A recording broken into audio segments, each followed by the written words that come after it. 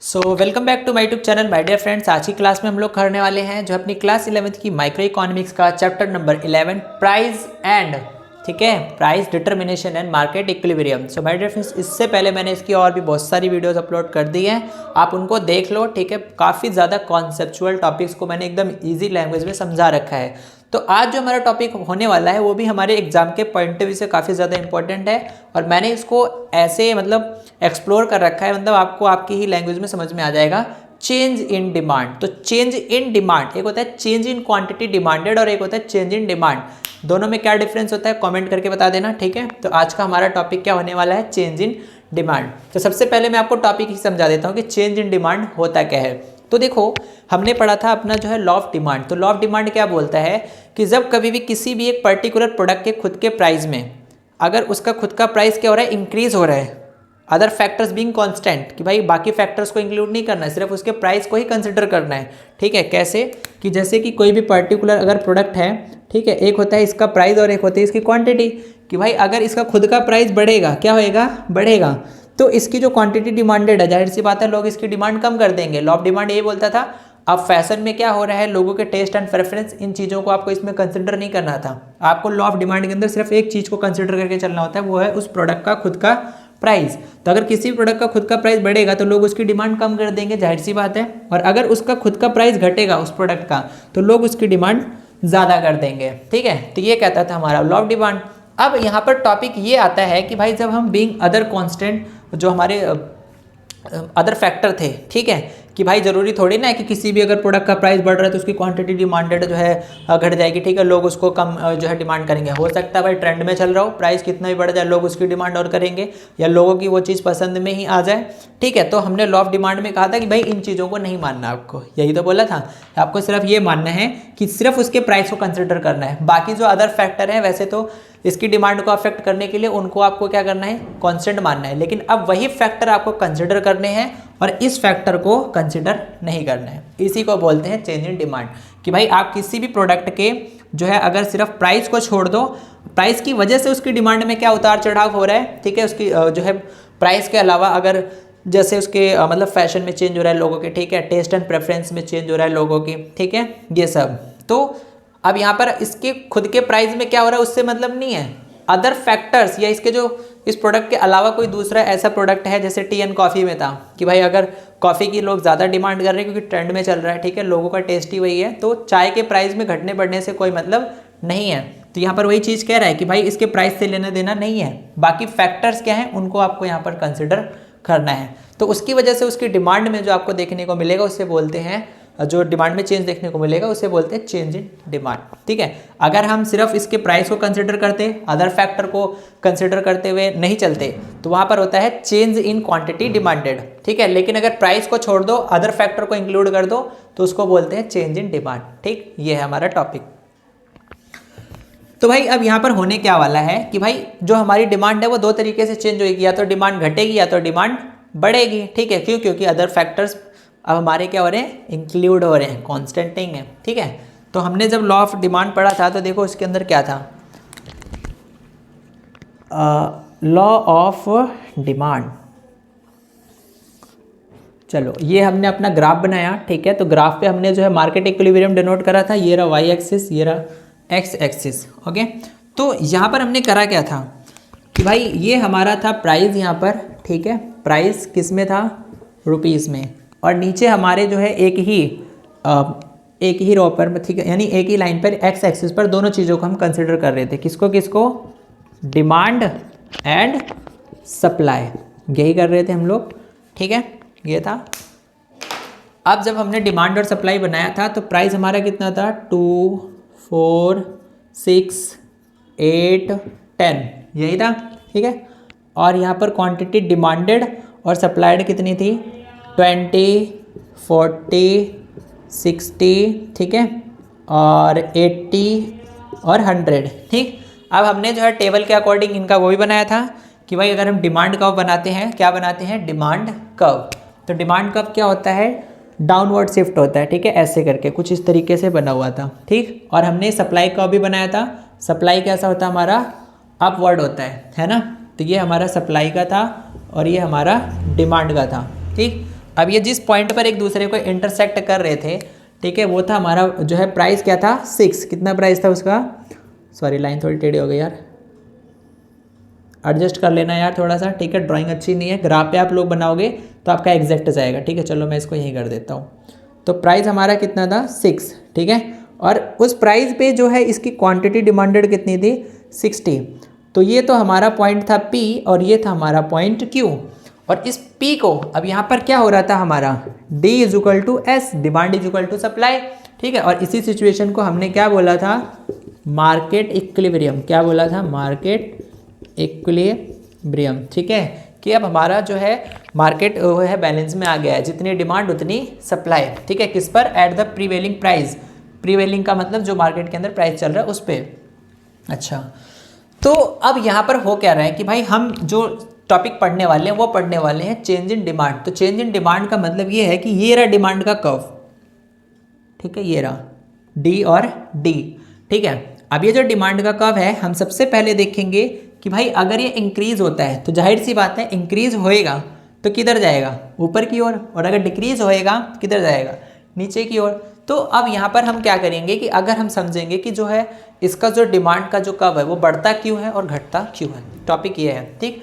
तो भाई increase in demand leads to rightward, तो increase in demand leads to rightward. तो अगर हमारा डिमांड का कर्व बढ़ेगा तो राइट वर्ड होएगा shift in demand curve D to D1, ठीक है। अब यहाँ पर आपको एक चीज़ और मान के चलनी है कि जो आपकी सप्लाई है वो इतनी ही है, सप्लाई इतनी ही है, ठीक है, लेकिन आपकी क्या हो रही है और प्राइस कितना है, इतना ही है, प्राइस इतना ही है, सप्लाई भी इतनी ही है, लेकिन आपकी डिमांड क्या हो रही है, बढ़ रही है। बस सिचुएशन ये है कि भाई मान के चलो अगर प्राइस 6 है, उस पर क्वांटिटी डिमांडेड 60 है, दोनों मार्केट इक्विलिब्रियम में है, ठीक है, सेलर्स और बायर्स दोनों बराबरी पे चल रहे हैं। लेकिन अगर मान के चलो डिमांड ज़्यादा हो जाए तो क्या होगा, ठीक है, टॉपिक ये है। तो अगर डिमांड ज़्यादा होएगी तो भाई जाहिर सी बात है कहाँ ज़्यादा होएगी, या तो वो 80 पे आएगी या तो वो 100 पे जाएगी। तो हम जस्ट सपोज कर लेते हैं कि हमारी डिमांड कहाँ हो रही है, बढ़ रही है। तो अगर हमारी डिमांड बढ़ रही है तो कितनी हो रही है, पहले Q था अब Q1 हो जाएगा, डिमांड बढ़ रही है, ठीक है, इतनी हो गई, ठीक। अब डिमांड बढ़ रही है और सप्लाई अभी भी इतनी ही है, बस डिमांड बढ़ रही है। तो अगर सप्लाई इतनी ही है और डिमांड बढ़ रही है तो एक बात बताओ, जब भाई डिमांड बढ़ेगा तो अब सेलर्स के बीच में क्या होएगा, कंपटीशन होएगा। सेलर्स के बीच में कंपटीशन क्यों होएगा, क्योंकि लोग उस चीज़ की डिमांड ज़्यादा कर रहे हैं। तो अब लोग उस चीज़ की डिमांड ज़्यादा कर रहे हैं तो सेलर्स क्या करेगा भाई, उनके भी डिमांड ज़्यादा होएगी ना, तो बायर्स के बीच में कंपटीशन होएगा, गलत बोल दिया, ठीक है। अगर डिमांड ज़्यादा होएगी तो बायर्स के बीच में क्या होएगा, कंपटीशन। अब बायर्स के बीच में कंपटीशन होएगा तो इसका बेनिफिट कौन उठाता है, सेलर। वो क्या करेगा, प्राइस बढ़ा देगा, क्या करेगा, प्राइस बढ़ा देगा। तो जस्ट सपोज करो अगर मैंने यहाँ पर डिमांड बढ़ा दी 80 तक, कितनी, टिल दी 80 जो है 80, ठीक, यहाँ पर तो कुछ इस तरीके से। अब यहाँ पर क्या होएगा कि जो सेलर है अब वो भी प्राइस बढ़ाएगा क्योंकि लोग ज़्यादा डिमांड कर रहे हैं। तो जब वो प्राइस बढ़ाएगा तो यहाँ पर वो प्राइस कर देगा जस्ट मान के चलो 8, ठीक है। ग्राफ पे बनाओगे एग्जैक्ट बनेगा, मैं तो बस यहीं बना रहा हूँ, ठीक है। तो अब ये जो हमारा पॉइंट निकल के आ रहा है, वैसे यहाँ जा रहा है वहाँ जाना चाहिए था डायरेक्ट, कोई बात नहीं, ठीक। चलो थोड़ा सा कर ही देता हूँ, ठीक, चलो ठीक हो गया। तो अब यहाँ पर क्या हो रहा है कि अब डिमांड बढ़ी थी तो उसकी वजह से क्या हो गया, प्राइस बढ़ गया। तो इसकी वजह से ये जो हमारा क्या हो रहा है कि भाई डिमांड इतनी बढ़ी और इस डिमांड को पूरा करने के लिए प्राइस को बढ़ाया गया, यानी डिमांड बढ़ रही तो उसको कंट्रोल करने के लिए प्राइस बढ़ाया जाएगा। तो अब इसकी वजह से यहाँ एक और जो है डिमांड हमारी जब बढ़ रही थी तो एक और कर्व मिला हमें D1 और D1, ठीक है। और जिस पॉइंट पर ये प्राइस और ये क्वांटिटी एक दूसरे को इंटरसेक्ट कर रहे हैं इसको बोलेंगे E1, और पुराना वाला पॉइंट क्या था हमारा, इक्विलिब्रियम, और ये इक्विलिब्रियम नया। तो डिमांड को हम तब तक नहीं कंट्रोल कर पाएंगे जब तक कहाँ पर क्या होते हैं, ये प्राइस और ये जो है हमारा P1 और ये Q1, ये दोनों एक दूसरे को इंटरसेक्ट नहीं कर देते हैं, ठीक है। तो जब हमारा P1 और Q1 एक दूसरे को इस नए पॉइंट पर इंटरसेक्ट कर रहा है तो इसे हम बोलते हैं न्यू मार्केट इक्विलिब्रियम, ठीक है। तो ये होता है आपका क्या, इंक्रीज इन डिमांड। तो अगर डिमांड बढ़ रही है तो कंपटीशन किसके बीच में होएगा, बायर्स के बीच में। और बायर्स के बीच में अगर जो है अच्छा सप्लाई पहले रिमेन्स चेंज, सप्लाई उतनी ही थी बस डिमांड ज़्यादा हो गई थी। तो डिमांड ज़्यादा हो गई थी, सप्लाई शॉर्ट हो गई थी, तो बायर्स के बीच में कंपटीशन जो है मतलब क्या हुआ, बढ़ा। तो अब सप्लाई को जो है पूरा करने के लिए सेलर्स ने क्या करा, प्राइस ही बढ़ा दिया था। जब उसने प्राइस बढ़ा दिया तो यहाँ पर आपका एक नया जो है इक्विलिब्रियम पॉइंट हो गया। E1, ठीक। और यहाँ पर आपको एक नया डी से लेकर के एक नया पॉइंट मिल गया D1, ये है आपका, ठीक है। तो आई होप कि आपको ये समझ में आ गया होगा इंक्रीज इन डिमांड। वीडियो थोड़ा लॉन्ग हो सकता है बट कॉन्सेप्ट आपके जो है अच्छे हैं, ठीक। आपको फिर कभी यार मतलब दिक्कत ही नहीं होगी। तो अब मैंने यहाँ पर डायग्रामेटिक भी बना रखा है। इंक्रीज इन डिमांड क्या होता है भाई? Competition among the buyers. Demand बढ़ेगी तो कंपटीशन बायर्स के बीच में होएगा, तो बायर्स के बीच में कंपटीशन होएगा तो सेलर्स क्या करेंगे? प्राइस बढ़ा देंगे, सिंपल सी बात है, ठीक।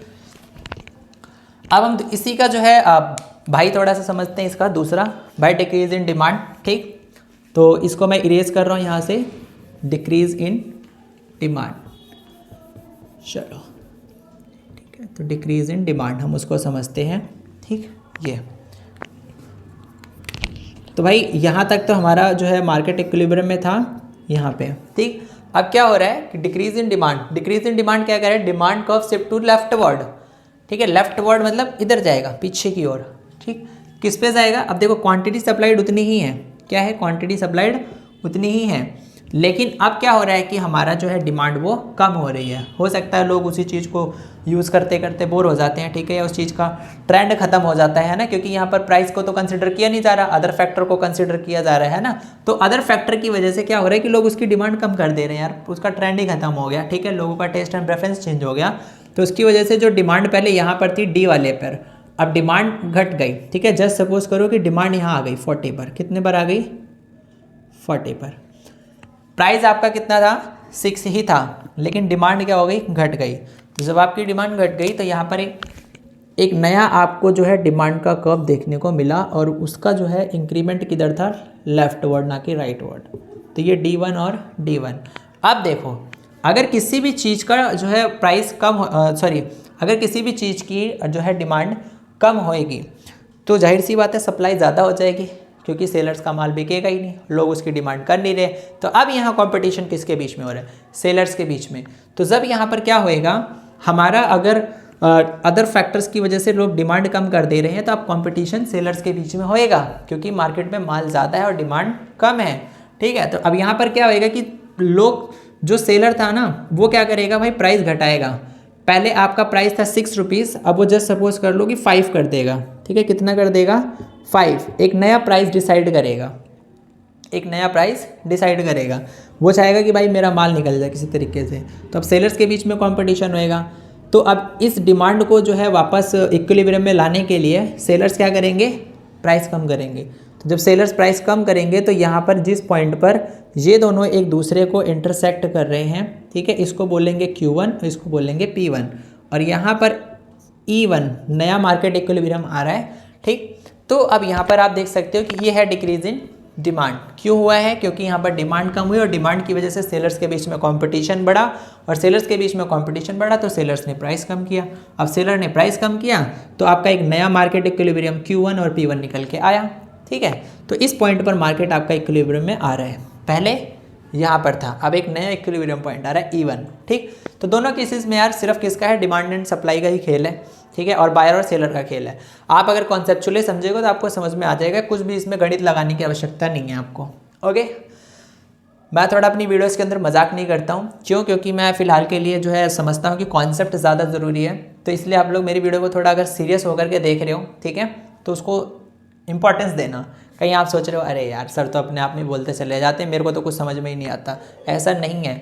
आप अगर बुक उठाओ और इस टॉपिक को उठाओ, ठीक है, जो मैं बोल रहा हूँ, आप पहले उसको खुद से पढ़ लेना और इस वीडियो को देखते रहना, या आप पहले उस टॉपिक को पढ़ के वीडियो को देख लेना, समझना है तो कहना मेरे को, ठीक है। बात ये है।